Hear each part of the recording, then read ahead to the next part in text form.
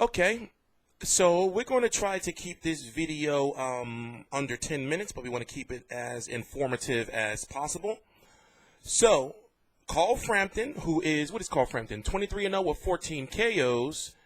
He is a two-division world champion. He's currently the WBA Super World Champion at 126 pounds. He's going to be taking on Leo Santa Cruz in a rematch. Leo Santa Cruz is 32-1-1 with 18 KOs. The fight's going to take place on January the 28th, 2017, in the MGM Grand Garden Arena. That's what you can consider now to be the old MGM and not the T-Mobile Arena, even though that's MGM2. Long story. But it's going to be on Showtime. Tickets go on sale on November the 29th at 9 a.m. Eastern, no, 9 a.m. Pacific. There are going to be two press conferences for the fight, one in L.A. On December the 1st and one in Belfast on November the 29th. We are right now, myself, TstreeT Controversy, and our website, FightView 360, are right now doing the preliminary work to make sure that we provide full coverage for Carl Frampton versus Leo Santa Cruz. Now, the first fight, in my opinion, and it's not like a situation with Kovalev versus Ward, Carl Frampton clearly won. There was no controversy. There are some people that say, Leo Santa Cruz won, but it's like 70-30, Carl Frampton.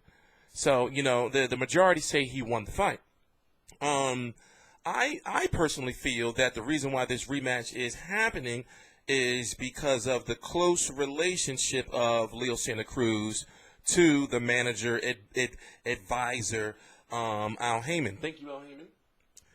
And if you don't know, Leo Santa Cruz has even named his son after Al Haymon. That's how close they are. If you remember, there was a press conference a couple of years ago, I believe it was for Mayweather versus McDonald 1, where Leo Santa Cruz gave this super speech, of appreciation for Al Haymon. So, I feel that this is Al Haymon somewhat doing him a favor. But at the same time, the fight was good enough to warrant a rematch. And what can Leo Santa Cruz do differently? Turn up the pressure, I guess.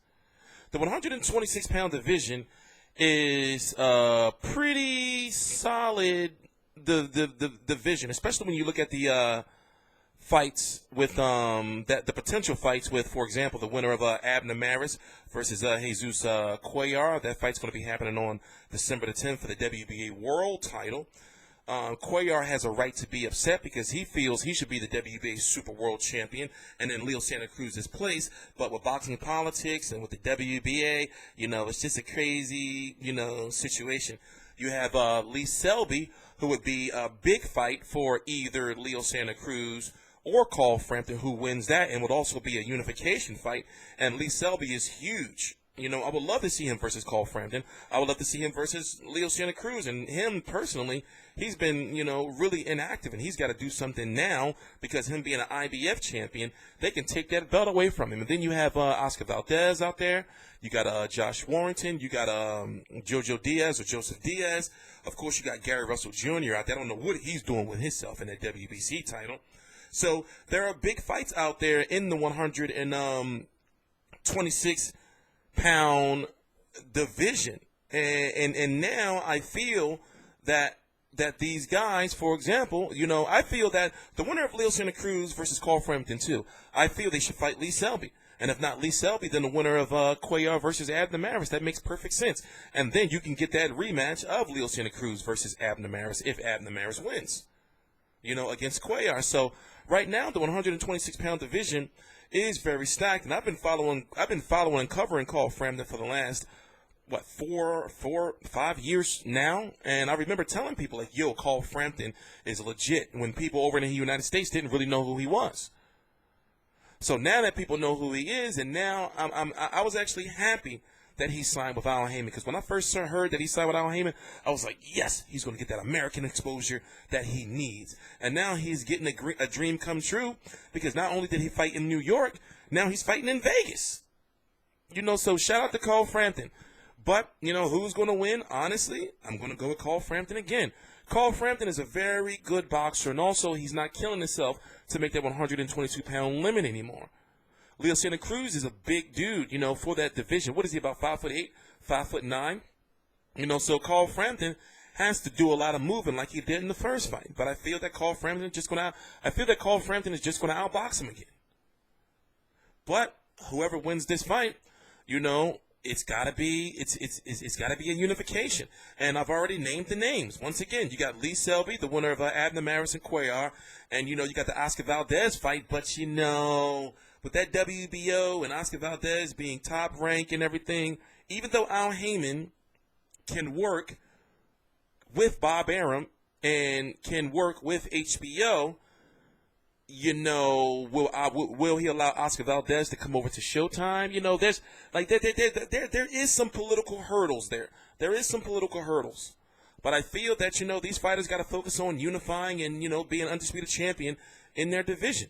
You know, instead of just winning the belt and just moving up to avoid, you know, somebody. For example, I would love to see Carl Frampton versus a Gary Russell Jr. We don't know what the hell Gary Russell Jr. doing with his career.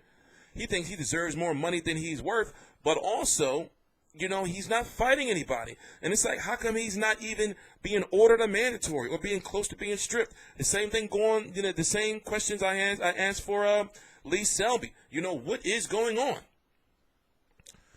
Only time will tell. So the fight's going to be happening on, let me make sure I got all the information out there.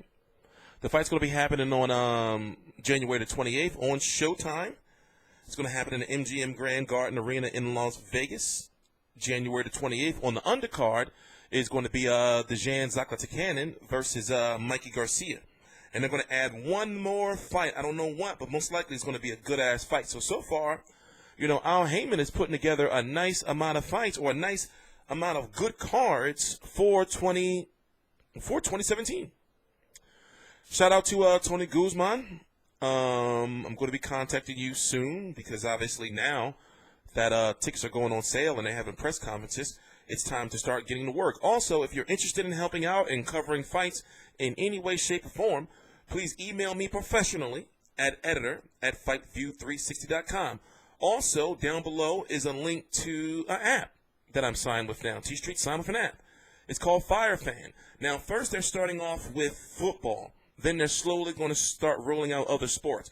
And then once we get to boxing, you know. So the link is right down below in the description box along with all the links to my social media. But click on the FireFan app, the FireFan link, and you can see it says TstreeT app. You know, register. It's all free. And if you're a football fan, then you get to get in on the action right away. So I'm going to do a more in-depth video on all that. Also, stay tuned because the website, right now it is what, the 24th of November. My website is launching in less than 2 weeks' time. So, please subscribe, share, comment, like. This is TstreeT Controversy. This is TstreeT Controversy Live with FightView360.com.